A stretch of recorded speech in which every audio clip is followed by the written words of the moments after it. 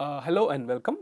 In this lecture, we are going to see another application for orthogonal projection. Like I said, anytime you solve a minimization problem, there's lots of applications. And this time the application is called minimum mean squared error estimation. Now this is a big area by itself. There are books that are written on this topic, but at the essence, essentially, the idea is around orthogonal projection and linear algebra. Okay, so let's see how the setting goes. I will consider a particularly simple setting. There are more complicated settings in which you can do the same thing. Okay, so this is a quick recap. Let me not go into great detail with the recap. Okay, so we are going to consider a particular inner product space for this problem. This will be the inner product space of bivariate functions. What is bivariate? There are two variables, x and y, and I am going to look at functions over those two variables. What can I do when I think of functions? When I have two variables, when I have one variable, I can write the function in one line. When I have two variables, I have to write it as a table. Okay, so now my function I am going to write as a table. But usually when you think of two variables, you are thinking the two variables as taking real values, infinite number of values for one, infinite number of values for the other. We are not going to do that in this example. It's a simple example. We are going to assume our variable takes finitely many values.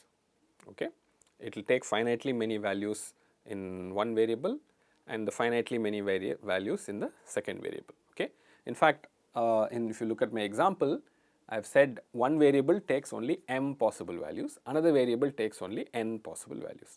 So I can now tabulate my function as an m cross n matrix or table, right? So I can put f11, f12. So f11 is basically that function evaluated at x1 and y1. f12 is function evaluated at x1 and y2. Okay, there are only n different values of y, m different values of x. It's a simple sort of function. Okay, so you can tabulate it and look at it as a function. All right. So this is the vector space, and clearly this is a vector space. No, I can have any number of functions, and the functions can be added. I'll get another function. We can multiply the function with a scalar. I'll get another function. All of this can be quickly written. It's like the matrix space in some sense. Okay. So there is an inner product that we will define on this space. Okay. My inner product is going to be slightly different. Normally, so far we have not looked at these weighted inner products too much, right? We have always looked at weight being 1. So here I will look at a weighted inner product. Okay. So I will have a weighting function which will again be a table, okay, Pij, and I'll keep the weighting function as non-negative so that my inner product is valid.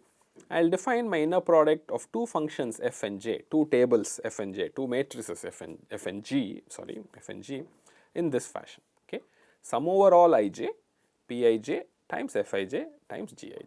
Okay, so the weights enter the picture and the values of the two functions. Okay, so very simple inner product space. I'm visualizing it as the inner product space of bivariate functions. If you want, you can think of it as just matrices, and the weighting function is something that's there. Okay, so just a small added complexity here. What's interesting is the subspace that I'm going to choose for projection. Okay, so I'm going to choose the subspace of univariate functions. Okay, so I have a function of two variables. Supposing now I look at a function which depends only on x. Okay, it doesn't depend on y at all. Okay, I can still think of it as a two variable function if I want. Okay, so for every value of y, what will I do? I'll simply repeat the same x. Okay, so that way this univariate function of only x becomes a subspace of the vector space of bivariate functions. Okay, so here's an example for you to think of. Okay, you just make all the columns identical. Okay, then you have a univariate function subspace of this bivariate function space. Okay, so these are all just terminologies. I'm just using them for you to visualize what's happening. Okay, so this is definitely a valid subspace of the previous vector space that I defined. There's nothing wrong in this. Okay, so this is the univariate subspace. Okay, do we have an orthonormal basis for this? Right, remember the inner product had weighting. Okay, so I'm looking at a weighted inner product here. There is that Pij which multiplies. So you have to be mindful of that. Even so, you can quickly see that you can come up with a very nice orthonormal basis for this subspace U. Okay, so I've given you one here. This is not the only one, maybe there are others, I don't know, but this is at least a valid orthonormal basis. You can see I have kept 1 0 0 0, 0 1 0 0 0, I have just kept everything the same, and I've normalized, right. So you notice the normalization involves a summation of over j of p1j, p2j, pmj, etc. You can check that it works out all correctly. Clearly the inner product between any two of these vectors is 0. So it's an easy exercise to check that this is a valid orthonormal basis. Okay, so you have a subspace of univariate functions and that has an orthonormal basis. Okay, so it's all easy stuff that we are doing, it's not anything very complicated. So now we can ask this question, what is this projection onto this subspace, right? You have a subspace, you have an orthonormal basis, of course you have to think of projection next. What is projection? That's also easy enough to do. Okay, so you take an arbitrary bivariate function f, and then you want to look at the projection, you simply apply the standard formula, you know, right? You take an inner product. Okay, so that inner product with each of your basis vectors is going to multiply that basis vector itself, and then you add, right? So it's very easy to do, and you can do the mechanics of it. I'm not going to provide too much detail. You'll see it will come out like this. Okay, so you will get summation over j p1j in the denominator. In the numerator, you will get summation over j p1j times f1j. Like that it will come. Okay, so you will get all of these things, and you will get pu. You can collect it together, and when you collect it together, you can write it in this sort of interesting little way. I'm going to define this pj given I. Okay, so this is always read as pj given I. Okay, so it's a common terminology arising from probability and all that. So if you can define that as, say for instance, p1 given j or pj given 1, I'm sorry, pj given 1 is p1j divided by summation j p1j. So this fraction, you know, you take this summation inside this bigger summation, and whatever the fraction you get there, I'm going to call as pj given I. Now if you notice, pj given I also has a lot of interesting properties, so that's why we have defined it like that. Once you define it like that, this puf, I can sort of add up everything together. You will get summation over j pj1 f1j, summation over j pj1 f1j, like that for the first one, and the second one will be pj given 2 f2j summation. The last one will be pj given m fmj summation. Okay, so this is a valid projection. Okay, so you got a univariate function after projecting from a bivariate function. Okay, so that's easy enough to see, and this pj given I is this interesting little definition. Okay, we have this vector space, we have this weighted inner product, we have this subspace of univariate functions. What can we do with it? It turns out you can solve estimation problems. Okay, so this, I'm going to assume a little bit of knowledge of probability. Even otherwise, I think you can just look at the previous example. If you don't have too much of a background in probability, you can ignore this estimation part of it. But the previous example was good enough, was clear enough without any additional assumptions. So now let's say you have two random variables x, y. They take values in discrete finite real sets x and y. Okay, so this is an assumption you can make. It's reasonable. We'll say x and y has some joint distribution. Okay, so they are jointly distributed in some way. Y has some information about x, x has some information about y. So you have a joint distribution, and that probability is pxy. Pxy is the probability that capital X takes the small value x and capital Y takes the small value y. So this is a joint distribution for all that. We know that the joint distribution probability is between 0 and 1. It's not negative for sure. Okay. So the estimation problem asks this question. Supposing I observe x, okay, x takes the value small x, how do you estimate a value for y? Okay, so this is at the heart of the estimation problem. This is also can be thought of as a learning problem, but usually estimation is in a probabilistic setting, fixed probabilistic setting, not a real life setting where you have to, you know, plug in a probability model and figure out those things, which is what you would do in learning. So here in estimation, you are already usually given a probabilistic setting, and you have to figure out how to estimate a value for y. So it turns out this problem has a nice connection with what we've been studying so far. Okay, so that's what I want to hope to show you. Okay, so now these random variables have connections to the bivariate function vector space that we defined before. Okay, so it's very easy to see the connection. Let's suppose I take some function of the two real valued random variables f of x, y. It is actually a bivariate function, isn't it? X takes values in the script x. I can think of it as going over the rows. y takes values in script y, I can think of it as n values going along the columns, and each Fij is simply this function evaluated when x becomes x and y becomes y, right. So, it's not too bad to imagine. So, we can think of this any function of x and y as being my big bivariate vector, okay, bivariate function vector. That is easy enough to see, okay.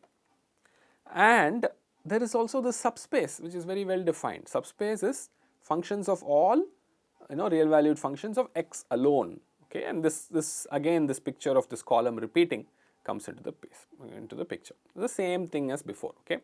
Now, when you want to estimate y given x, you are observing only x. So, your estimate is going to be some form of a function of x, right. So, that is the crucial idea which connects everything together, okay. So, given that x is in x, capital X takes this small value x, we usually set the estimate of y, which is usually called y hat, to be some function of x, okay. So, this is the important idea that connects everything together, okay. So, you are observing one random variable x, there is another random variable y which has a joint distribution with this, and maybe you understand the joint distribution in some way. You observe x, if you want to estimate y, the best you can do is come up with some function which function of x which will give you y. Okay, that is not an unreasonable thing to do, it is very reasonable. So, this is what we will do as well, but then how do you know how good an estimator it is? Okay, is it a very good estimator? How do you measure the estimator? You use something called mean square error. What is mean square error? It has this definition, okay. Look at this definition, you sum over all xy, pxy, which is your probability, non-negative weighting function, so to speak, and y minus g of x. So, whatever this y minus g of x might be, this guy is nothing but some function of x and y, right. This guy is a function of x and y, okay. It belongs to bivariate function space that we have been considering so far, right. This simple bivariate function space that we have been considering, okay. So, this mean square error, which is usually defined as summation pxy y minus g of x squared, you can see why this is a very good measure of how good an estimator is. You want to weight it by the joint probability and the error you have when that actually happens, isn't it, y minus g of x whole squared. Now, that you see is nothing but the norm that we defined in this bivariate function space for this function y minus g of x, okay. So, this mean square error, which is a very good measure of an estimator, is actually the norm from the weighted inner product if you choose the weights to be pxy, which are the joint probability functions, okay. So, this mean square error has a very nice connection. So, if you want a good estimator, it should have low MSE, mean square error, or low weighted norm where the weights come from the joint distribution. That is it. So, that sort of brings the estimation problem into linear algebra world, where you just have a bivariate function space with this weighted inner product, and all you are doing is norm minimization from a subspace, right. G of x comes from a subspace, isn't it? It is a subspace of all univariate functions of x, right. So, again you are doing a norm minimization for estimation, okay. So, this norm minimization will show up in so many different guises and so many different names, it is all the same, okay. So, what is minimum MSE estimation? It is minimum mean square error estimation. We know how to do that. Now, y is actually a vector in this bivariate function space V. If you let the script y be y1 to yn, it is just simply rows, y1 to yn, y1 to y1. It is not even a bivariate function, it is a univariate function, but a function of y, not x, right. That is important to know.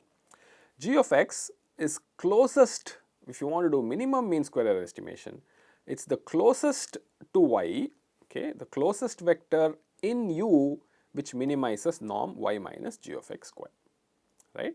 So, the MMSC estimator, the estimator that is going to minimize your mean square error, is simply a projection of y onto this subspace U, okay.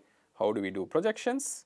We know how to do that, right. You have to define this given probability Pyj given x, which is Pxyj by summation, and g of x is simply the summation over j, this given times yj, okay. So, this is also called in the parlance of estimation, this is called conditional expectation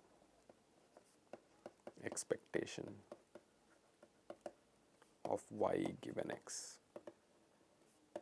Okay. So, at least in the simple finite case, we are able to quite nicely show that the MMSC estimator is the conditional expectation, which is defined in this fashion. In fact, the assumptions that I made on finite domain and all that is not really needed.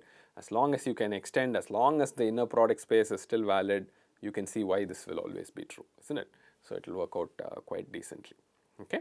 So, that is minimum MMSC estimation. I will close with a couple of just mentioning couple of applications for estimation. For instance, in the lab, when you measure a physical quantity, any quantity it could be, when you measure, you will see that you would always take multiple repetitions and then take the mean. What you are doing is actually an estimation, right? Every measurement is not the actual physical quantity, it is the physical quantity plus noise. And when you take the mean of multiple measurements, you are estimating the original physical quantity and eliminating noise in some way. You are doing an MMSC estimation. So, there are fantastic applications of MMSC estimation every time you measure something in a lab. And other much more interesting applications are things like telecommunications, where you transmit a bit and a noisy version is received, and the receiver has to estimate the transmitted bit from a noisy version of it that it receives at the receiver. Okay. So, these are the kind of problems. Electrical engineering and signal processing are full of such problems of estimation. Okay. That is the end of this lecture. Thank you very much.